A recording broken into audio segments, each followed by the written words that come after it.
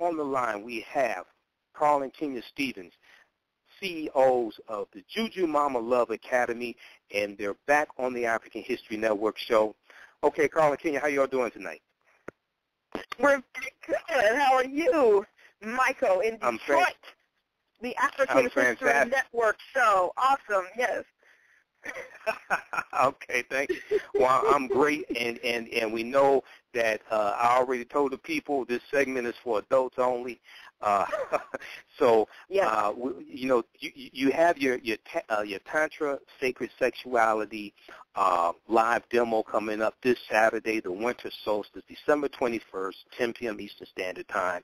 And we know that you want to talk about the winter solstice tonight, and we just wrapped up with Tony Browner, author of Nile Valley Contributions to Civilization, and this is a good segue, because he talked about the winter solstice, Christmas, and the Assyrian drama, and we got deep into it. So tell us what Tantra. Let's start with that. What is Tantra and Tantra sacred sexuality? Tantra and sacred sexuality, to me, have everything to do with the solstice. First of all, there's a huge, on December 21st, there's a worldwide orgasm for peace. And everybody synchronizes their orgasm so that they can submit the energy of peace into the universe.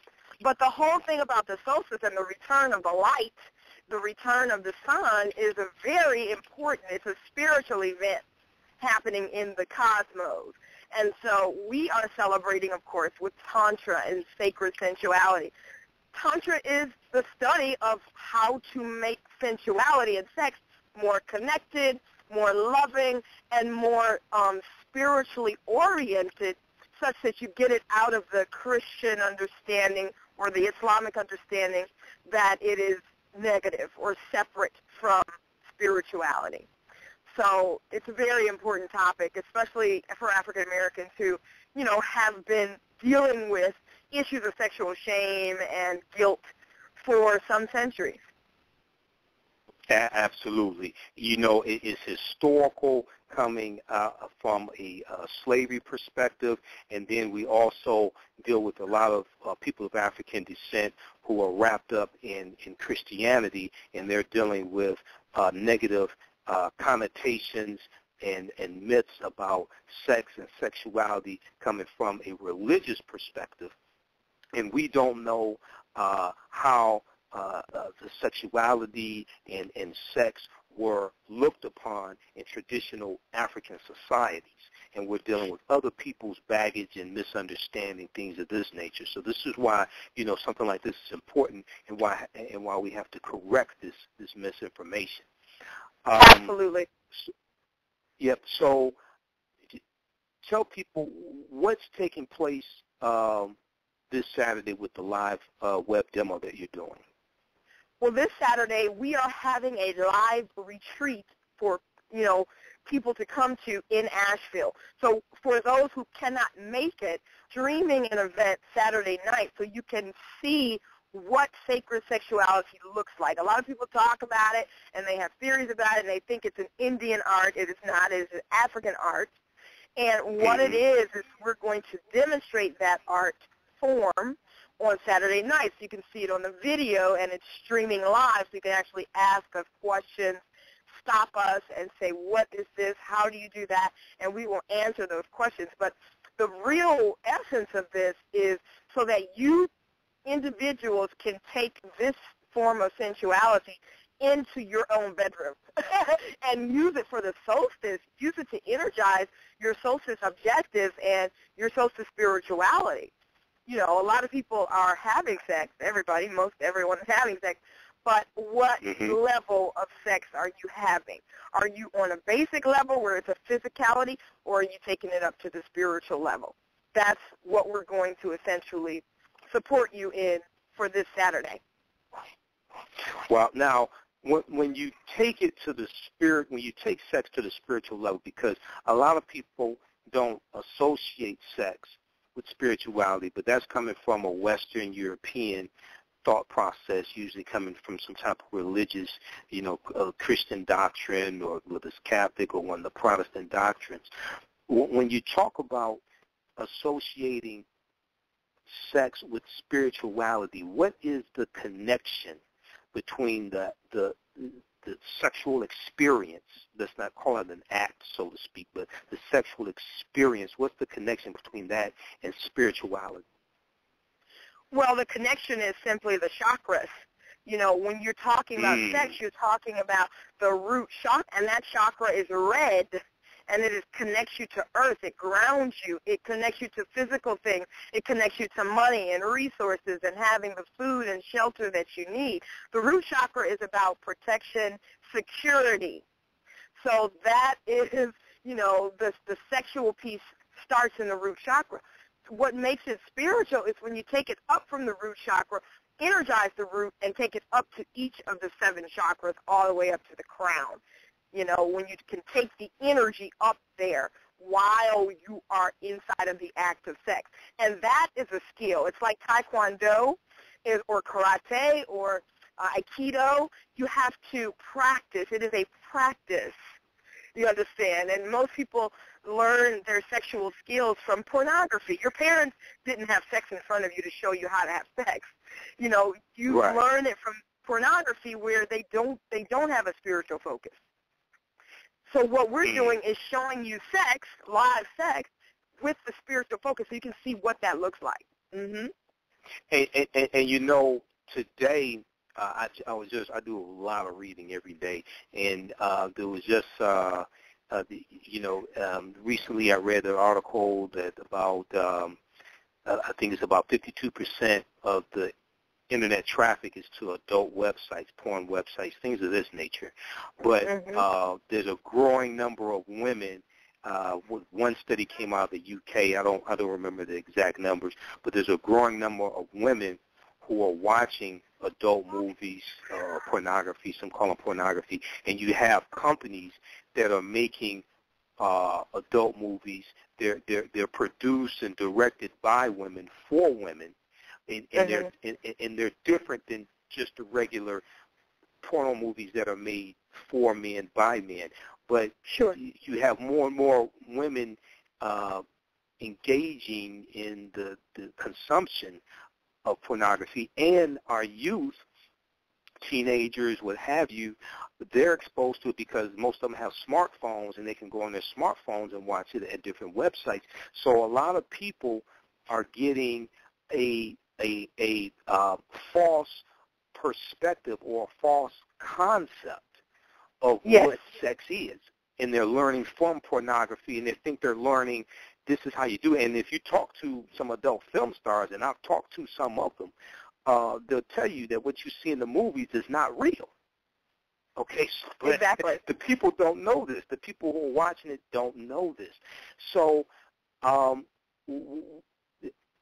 in addition to the live demo this Saturday, and some people may want to do this before then, do you have any articles or books or things like that people can read to gain more information about the relationship between the sexual experience and spirituality, things of this nature, and Tantra? Sure. You can read the Jewel in the Lotus, which is a beautiful book. Also, The Tao of Sexuality. Those are also great books. There's even an African, what is that? I don't remember the name of it, but you can also, if you want to read articles that my husband and I have written, because we are Tantra practitioners, you can go to our website, JujuMama.com, and read 3 articles. Okay. But there's an African-American male who is a world-known tantrika, and he is Nityama, Nityama. If you look at Nityama's work, you can also see his website and see some audios and videos of the sacred sex that we are alluding to. This is important, Michael, because, at the solstice is when you actually cast your desires for the next year. So you're really focusing on what you want to manifest. So you want to put your sexual energy behind that. And sure, if you've learned sex from porn, then you aren't acclimated to using your sexual energy for anything except, this feels so good for this moment. No, when I have sex, I'm casting my dreams through the energy of orgasm. I'm not just experiencing the orgasm to say, oh, this is so great, oh, it feels so good right now. I'm using that energy that's coming up, and I'm casting it and energizing and strengthening my dreams and my desires and my objectives and my goals. So that's very, very important. Yeah. Okay. And then you do this. So now when we just had Tony Browder on in the previous segment, he was talking about that traditionally in ancient Kemet, the winter solstice was a time for meditation, a time for fasting. It was a spiritual time, a time to be still and listen to the Creator, Amun-Ra, listen to the universe, things of this nature. But when we look at it from a European perspective, going back, say, to the Festival of Saturnalia, which was celebrated from December 17th to December 25th, and then at one point it's celebrated, for an entire month. This was a time of oftentimes a raucous behavior, a lot of drinking, eating a lot of food, becoming a glutton. Also, orgies would take place at this time as well. Now, I don't think they were doing the orgies to manifest what was to happen the next year, or if they were tying the sex to the root chakra. I think they were just doing orgies because that's just how they were. I don't think it was something spiritual when we look at it from that European perspective, when you understand ancient Rome, and also homosexuality was rampant through Rome as well as Greece as well. Right. So how, now I know you and Carl are Kemetic priests and priestesses. Right. How do we look at this from an ancient Kemetic perspective? And Kemet meaning was one of the ancient names of what today is called Egypt, for those that don't know. What did they do during this period of time of the solstice historically? Well, historically during the solstice, Mr. Browder is right. They fasted and they wore white clothing, and they limited their activity. They did more sleeping than being awake because the body is literally in chaos. The pineal gland is where the sunshine comes into your body, and it regulates your body function. So as the days get shorter and shorter and shorter, your body is slowly going into chaos. So at the shortest day of the year, December 21st, your body is literally like, if it doesn't get any more sunshine, it's going to die. If the days went one day longer, everything on earth would die. If the sun got shorter for one more day, everything on earth would perish. And so the body feels that. So you're in a chaotic state. But that chaotic state is also a time where the veil between the living and or the veil between, the reality that you want and the reality that you live in is very thin. So it's time to focus on your objectives. It's time to talk to the ancestors. It's time to utilize your rituals and ceremonies, and one of them is the sacred sex practice. So we were informed not to have normal sex during the solstice. We were informed during our priesthood training that if you're going to have sex, it has to be the sacred sex practice. So that's what we are about. In terms of how it ties into Kemetic understanding, you have to understand that Oser and Oset, okay, she literally gave birth to Heru, her son, utilizing sacred sex practice on Oser after he had been deceased. It's the exact same story as Mary having a virgin birth.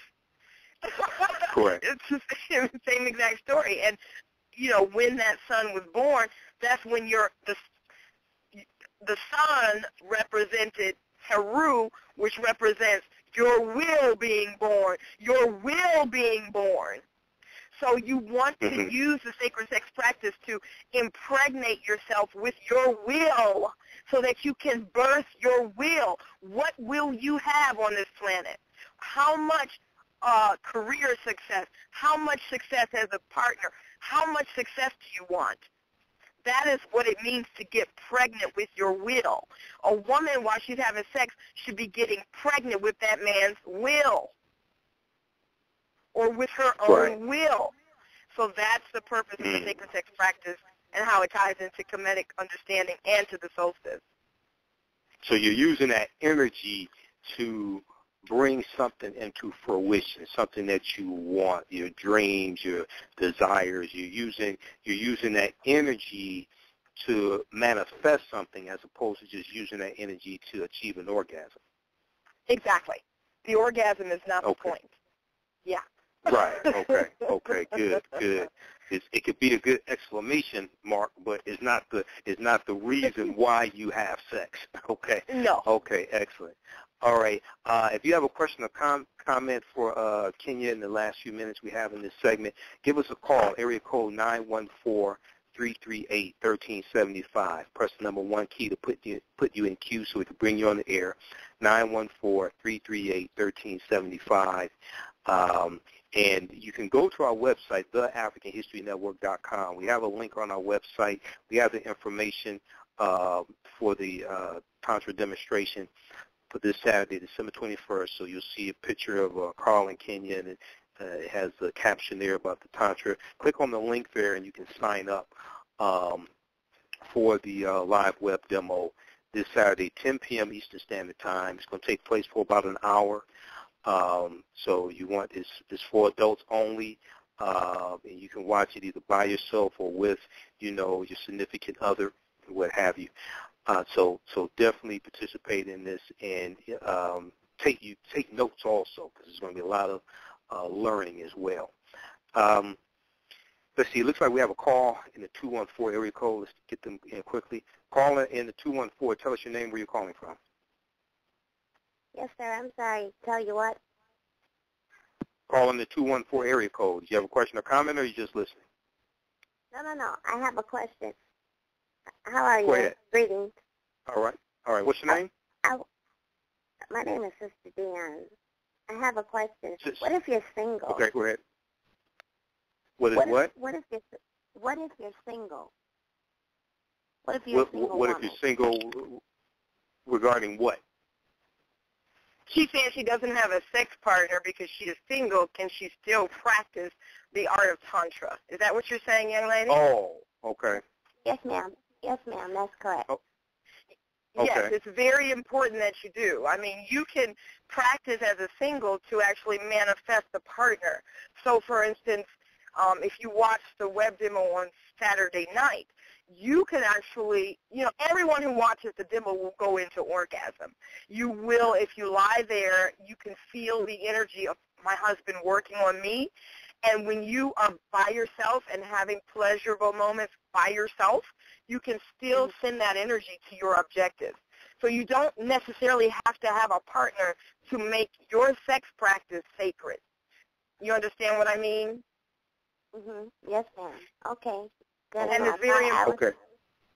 Yeah, it's very important that you do that. I was just kind of curious how that worked. I don't necessarily desire to have a husband. I'm going through separation. What I'm trying to obtain is a higher level of consciousness by any means, shape, form, or fashion. So I just happen to be listening, and, I never heard of it. So I was just, kind of curious to know how does that work if you're single. So I appreciate that. Maybe I will take a look. Okay. Thank you. Oh, absolutely. Okay, so absolutely. Okay. Well, visit our website, TheAfricanHistoryNetwork.com. We have the information right on our homepage and the link. Yeah, I see that. That's how I got on. I see that. I'm already a follower. Oh, okay. So I appreciate it. Okay, I'm Sister Dion Muhammad. Thank you. Okay. Thank you, Sister Take care. Thanks for calling in. Yep, peace. Okay. Now, let me ask you a question, Kenya. Now, when we think of changing the subject just a little bit here, when we think of marriage and the concept of marriage, usually we think of it from a Western European concept, man and wife, what have you, and all that comes along with that. But what was marriage like from your research, from an ancient African perspective, or when we look at ancient Kemet? But was the concept of marriage, additionally from an ancient African cultural perspective, was that the same as what we know of or call a marriage today, or were they different? Oh, absolutely not. They were completely different. The concept of the traditional nuclear family did not exist. Mm-hmm. The family was community. So it wasn't until 10,000 years ago that the concept of marriage, one man, one woman, came into play. Kemet is 25,000, 35,000 years old. So you can't really think that going back 25, 30,000 years that the concepts were the same. What was happening in Kemet was that the community was married to each other. So if I am a part of a community, and you are a part of a community, Michael, we are married to each other and to everyone else in that community. The idea was that we all took care of each other. There was no ownership of a vagina or a penis. There was never a need for a man to know whose child it was. That was a woman's mystery. And if a woman had a child, every man in that community felt responsibility for that child. You understand? Every woman in the community felt responsibility for nurturing every man. Every man in that community felt responsibility for for caring and protecting all those women. That's how it was. Now, I know that that's hard for people to understand these days, but you have to look at the benefits of that kind of setup. It can be much more beneficial for African people, centered ideas and understandings rather than these European ones, because they're not working. You're right about that. You can look at Maury Povich and Jerry Springer and see that this stuff is not working. Okay, you know. So how and when in traditional African societies you had polygamy that was practiced as well, and oftentimes people misconstrue what polygamy was, because in most societies, the man could have as many wives as he could afford, not necessarily wanted, and usually he had to get permission from the current wife or wives to take on additional wives. Oftentimes they would choose who their next wife is going to be, things of this nature. So how should we look at why did polygamy come about? Let me ask you that. Why did that come about? Yeah, polygamy is it's not as old as we think it is. Polygamy, in my humble view, now there may be scholars who debate me on this, but polygamy comes from our Arabian neighbors. Marriage comes from our Arabian neighbors. It is not a traditional African notion for one man and one woman to be married. The marriage was a communal understanding. So polygamy is very young, just like monogamy is very young. These are young concepts. The idea of a man having many wives, okay, I guess I can understand that, except a woman's sex drive is 100 times that of a man. And everybody knows it. If you have one man with several wives. Depending upon the age, yeah. Well, you got to do research on that one. The thing about one man having several wives is not something that I believe is an idea born in Africa. I think that what African understanding is that we all share everything. It is an egalitarian understanding. And that is really probably hard for many African scholars to accept. Yeah, I'm going to have to put you in contact with Kalindi E, because I think from my research on it, it predates, and because Arabs are an AD people. Arabs are a very young people. Yes, they are. So it predates Arabs, but at the same time,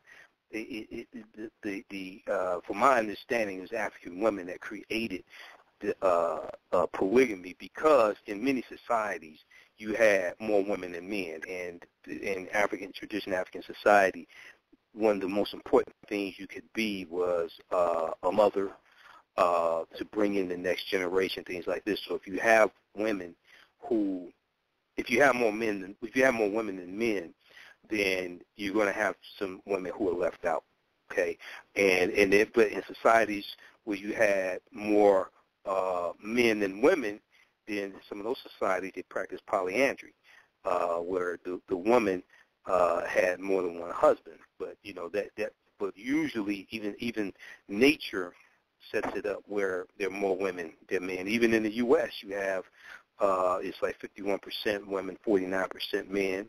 You have 4.6 million more white women than white men, 1.9 million more African American women than African American men. So, but how should we look at, from a traditional African perspective, how should we look at polyamory, meaning people having more than one mate? And so for instance, so people understand what I'm saying, you may have a man and woman who are married to get to each other, quote unquote, married to each other, but then they have other mates. Each one of them may have other mates, maybe 2 or 3 or 1 or whatever. Polyamory, meaning that people can have loving, possibly intimate relationships with other people outside of the marriage. How do we look at that within a traditional African concept?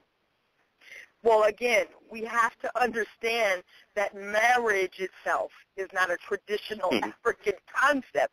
The only marriage, again, was to the community, so no one would be left out. If marriage were ever about numbers, how many men, how many women, how many people can we link up one-to-one? And if we can't link them up, let's add people based on the numbers. That's never what it was. What it is that every 150 people in this group, we are married to each other. We are supporting each other. It's a community.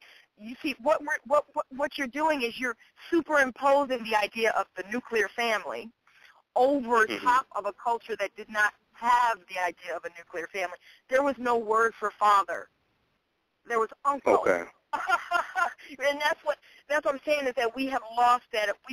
We do something called Flintstoneization. Flintstoneization means we look at today's culture and think it had to be that way 100,000 years ago. Right. There were totally different concepts. Totally different. Totally different. It's before foreigners, fakers, and fools came into the continent of Africa and disrupted everything. So exactly. So there were no women or men. There were no women or men left out, because if 150 of us are in this group and we're all relating to each other, we're all open to each other, we're all open sensually to each other, and all children born belong to this group, then that's the family. There's no one left out. Right, and that's why, from my understanding, like the children, like everybody was a cousin to them. Exactly. Because we didn't have the concept of the nuclear family. We have the concept of what today we would call the extended family, but that's just that was just the concept. We didn't have the nuclear family concept. Exactly. So, okay. All right. Okay, so this Saturday, some of the things that they're going to talk about during this live web streaming demonstration, it starts at 10 p.m. Eastern Standard Time. Chakra love making, focusing on the heart chakra, throat opening for healing, communication issues and relationships, how the vagina becomes a kingmaker during sex, the opening of the sacred vortex for manifestation between man and woman. Now, talk about that briefly, the last one, the opening of the sacred vortex for manifestation between man and woman. What exactly is the sacred vortex? Yes, the sacred vortex is simply the understanding that, for instance, I have many love partners. Many men are my partner.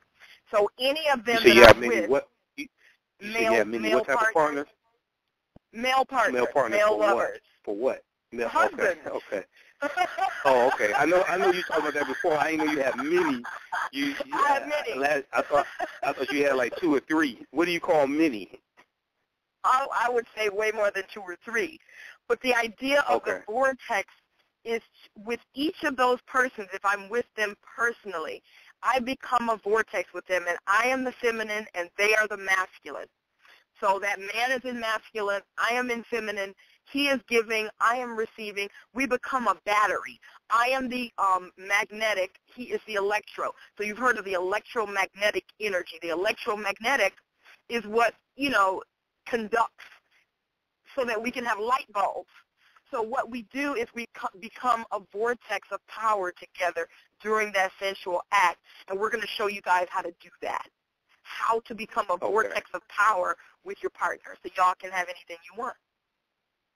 Okay, wow. Now, throat opening for healing communication issues and relationships. Now, what exactly is throat opening?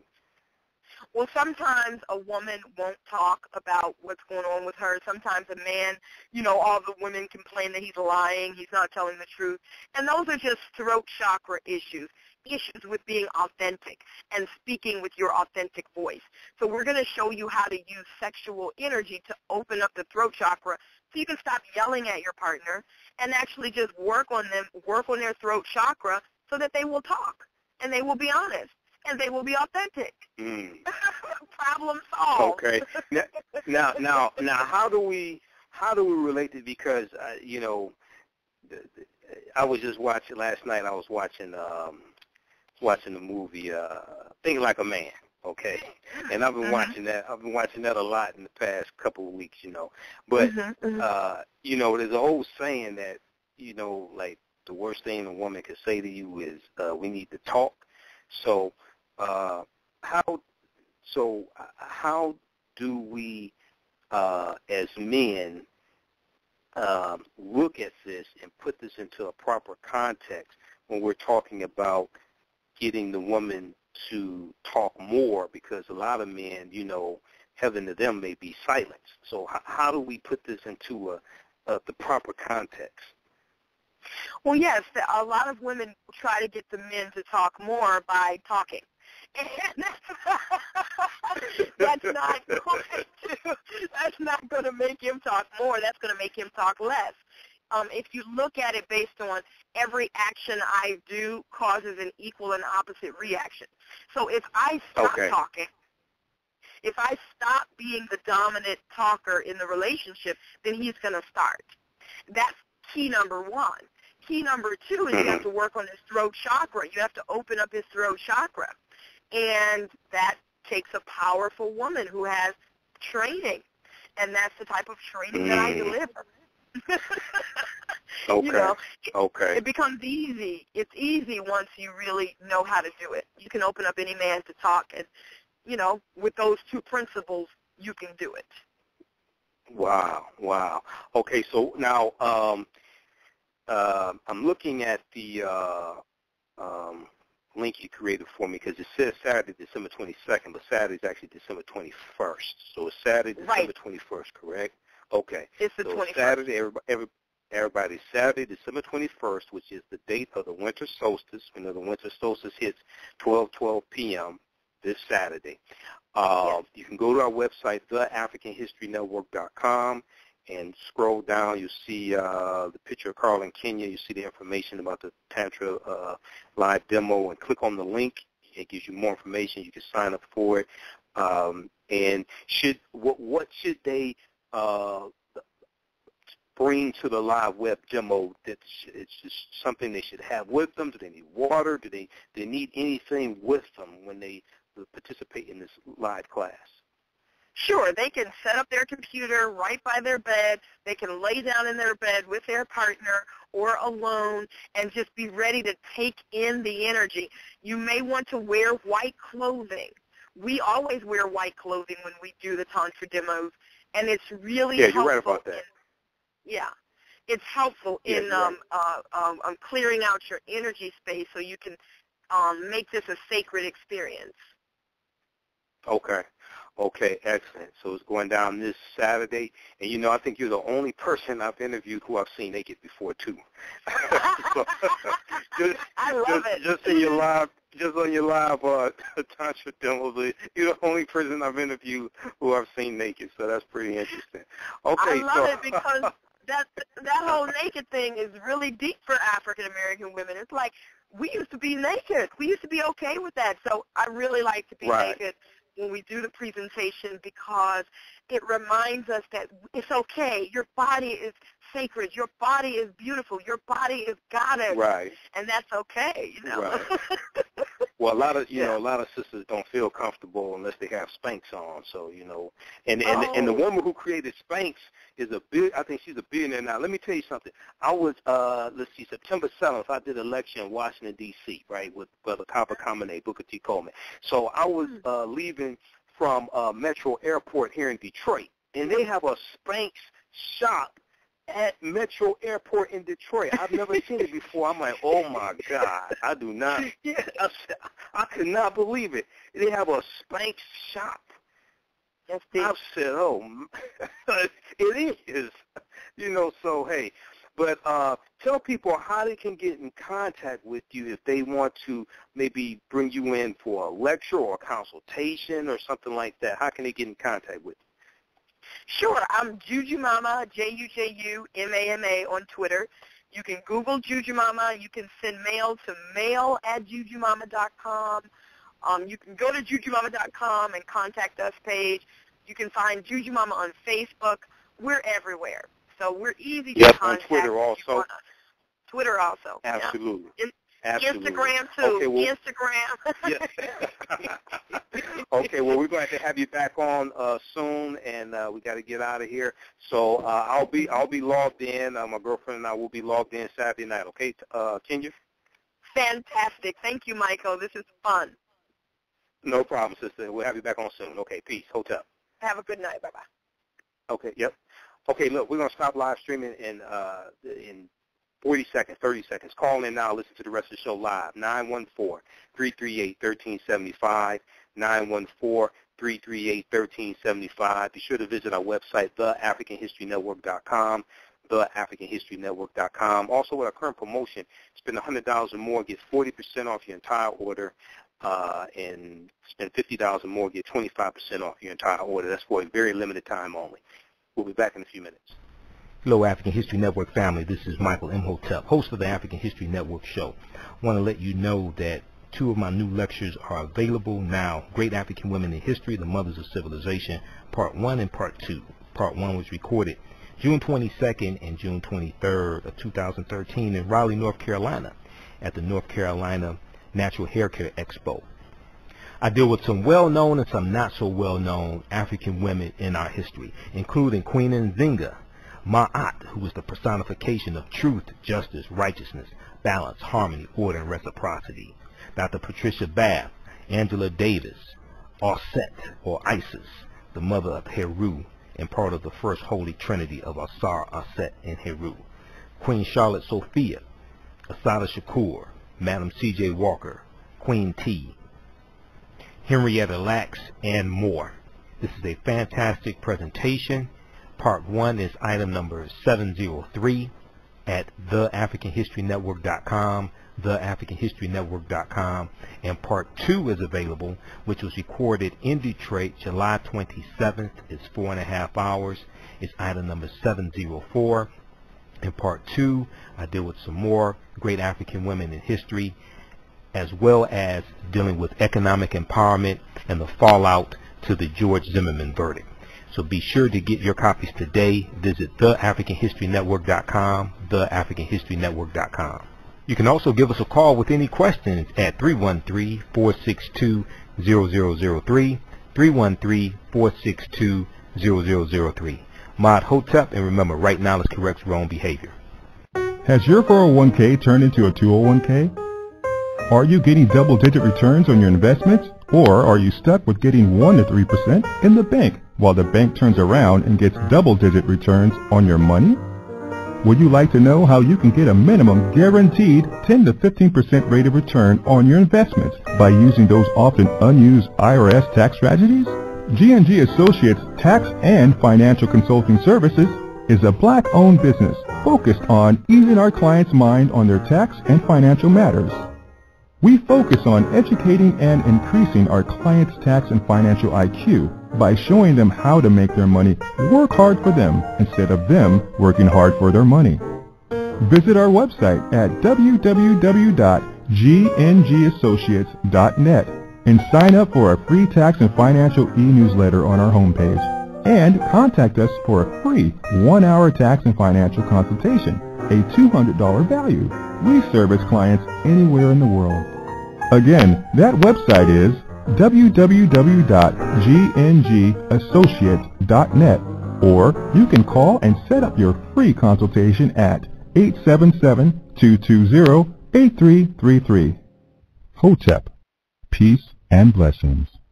Got body fat, obesity, overweight, constipation, gas, acid reflux, gout, edema, arthritis, and swelling? We've got just the product for you from the African Aloe Ferox plant. African Aloe Ferox bitter crystals drink and tea will help to regulate, cleanse, and detoxify your body, making you much more healthier and vibrant by balancing out your entire digestive tract. Try African Aloe Ferox by Alki Naturals. You can visit our website for more details and testimonials at www.alkinaturals.com. Remember, God may forgive you, but your body won't. Many major and minor investors, which include the rich and the media, is not broadcasting to you the fact of total debt elimination, period, involving mortgage, student loan, credit card debt, the Internal Revenue Service, bank debt, and so on and so forth. For the solution to these problems and total debt elimination, go to www.newfreehelpgroup.com. That's www.newfreehelpgroup.com. Contact Tahaka at area code 904-303-9061 before 7 p.m. That's Tahaka, 904-303-9061 before 7 p.m. Eastern Standard Time. Imhotep, everyone. This is Michael Imhotep, host of the African History Network show.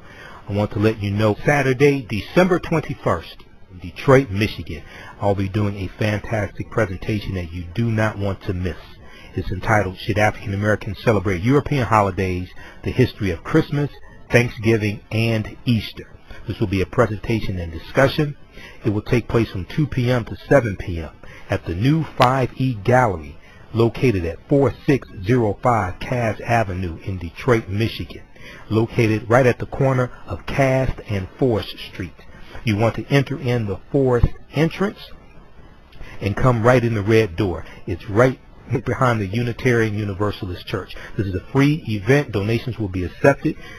This multimedia presentation will deal with the historical origins of Christmas, Thanksgiving, and Easter. We'll deal with the influence from various cultures, mythology, astronomy, and religion. Do you really know what you are celebrating?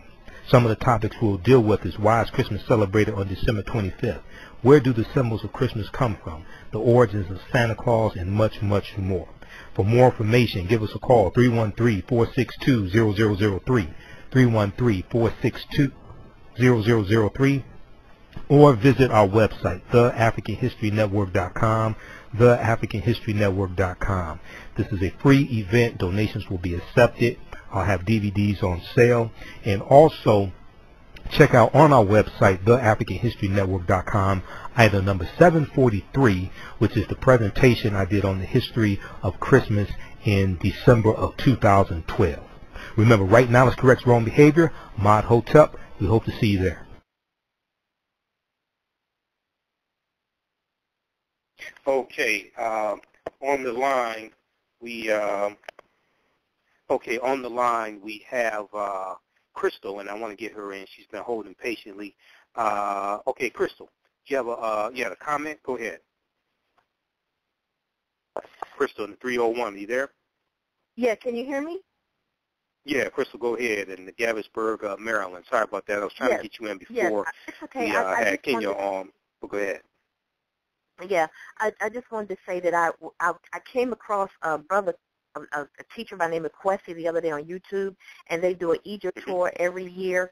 And I just want you all to pray for me that I'll be able to go, because I want to go, so I can go to Egypt. And since I discovered that's been done every year, I want to be able to go. So that's all I want to come, because I want to be able to see this stuff for myself and experience it for myself. Absolutely. That's Astro Kwesi? Yeah, Kwesi. Okay. Okay, good. And I sent them an email the other day, too. Okay, yeah, good. And, Well, hopefully you'll get I asked them, about when the next one is going to be, and they say they're working on the details for the tour as well as the details of how to go about getting the passport thing. So the videos were so nice. I mean, it's just wonderful. There's a lot of teachers out here who into this stuff, and I was amazed. I believe I'm being led by the ancestors. I love stuff, So that's what it's so exciting, It's so exciting to learn all this stuff, So that's all I want to say. Absolutely. Okay, well, keep listening to the show, and then you can listen to the archive episodes also at blogtalkradio.com/The African History Network Show. And visit our website, TheAfricanHistoryNetwork.com, because we have a wide selection of DVDs there, and you can sign up for our email newsletter. And also, towards the top of our website, click on our YouTube banner, and that takes you to our YouTube channel. We have over, I think now it's about 570 video clips dealing with African history there at our YouTube channel. So you can check that out also, okay? Yeah. Okay, sister, thanks for calling in. All right, so I want to remind people this Saturday, I'm doing my lecture again. We had a bad snowstorm here last Saturday here in Detroit. So once again, this Saturday, December 21st, same location, 5E Gallery, 2 p.m. to 7 p.m., same time, 4605 Cass Avenue in Detroit. It's a free event. Donations will be accepted. I'm doing Should African Americans Celebrate European Holidays, the History of Christmas, Thanksgiving, and Easter. This presentation is going to totally blow you away. It's even better than last week, because I've been working on the presentation to really get it where I want it to be, and there was information that I didn't have time to get to because we started late because of the weather. We started late last time, and I wrapped up around 7:11. And it was scheduled to end at 7, but, there's like 45 minutes that I didn't get to, so this time it's even going to be better. And we're going to deal with Kwanzaa a little bit. We'll talk a little bit about Kwanzaa also and why that's important to participate in Kwanzaa as well. And be sure, those in Flint, Saturday, December 21st, check out the Code Red seminar, 9 a.m. to 1 p.m., and then those in Detroit, the Code Red seminar at the Roberts River Walk Hotel, which is the old Omni Hotel in Detroit near downtown. And Warren Valentine will be there. I'll be there. I'm doing a short presentation. This is dealing with economic empowerment. Dave Anderson will be there as well. And Michael V. Roberts, who's a multimillionaire and owner of that hotel. So visit CodeRedSeminar.com to sign up. To register for the seminar. And Warren said that if you could bring your children for free. So you have you can bring that 17-year-old, that 15-year-old, that 14-year-old. They can come for free, get this information. Also, they may get a chance to meet Michael V. Roberts as well. He's a very down-to-earth person. I've talked to him before. So it's a fantastic opportunity.